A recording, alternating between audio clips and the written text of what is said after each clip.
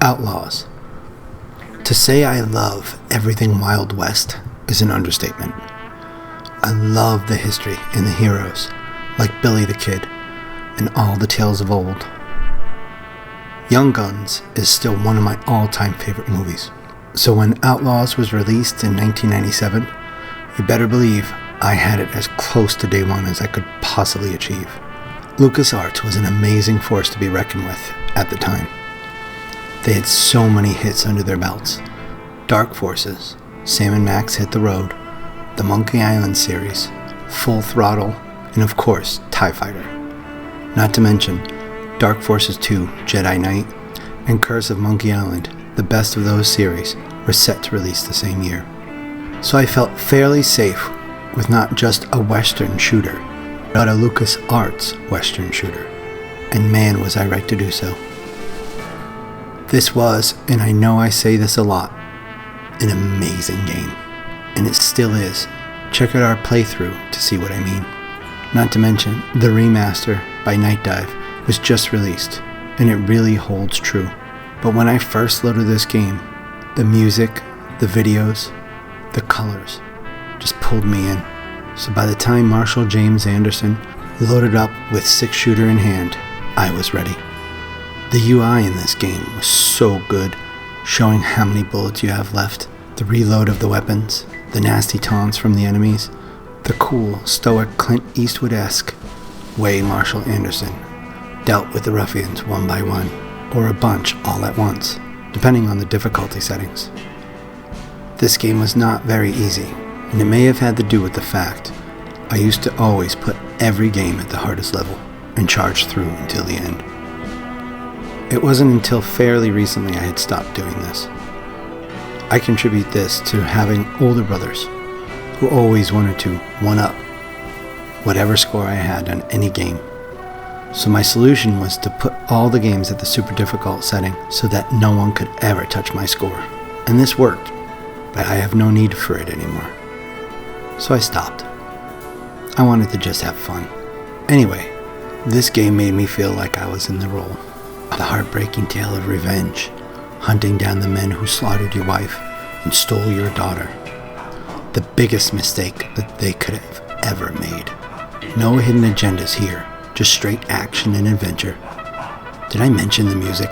I still listen to this music most days. Without the music in this game, I don't think it would be as enthralling. Like a good book or a movie, all of the aspects are needed. And man, they did it so well. You feel the danger as the bullets whiz by. Treacherous cliffs, fast-moving rivers sweeping you away, and evil aliens kidnapping cows for experiments. I always loved the Easter eggs in LucasArts games, especially the Sam & Max references in most of them. Outlaws had one, Jedi Knight and Full Throttle as well, and I am sure more that I am forgetting. It always made it neat to search the levels for all the secrets to see what you'd find.